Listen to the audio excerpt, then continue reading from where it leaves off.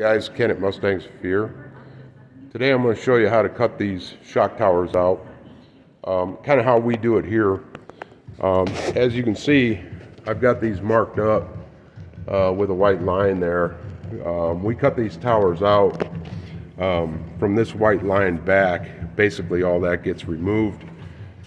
These lines I got it kind of marked out for you.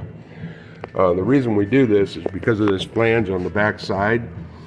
I like to take that flange out from the inner panel here, this panel here, and just remove just the flange portion all the way around this shock tower.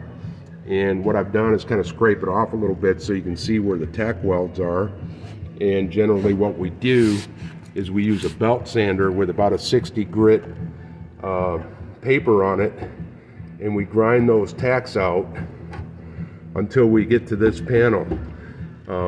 This panel here is the one we want to preserve. We don't want to have any holes in it. What that does is it allows us to bolt the panel in from the inside here. And lately we've been painting the panels with an epoxy, black epoxy, and then hitting them with a hot rod black.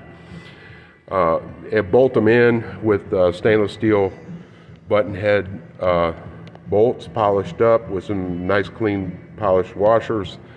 That panel looks really nice bolted in.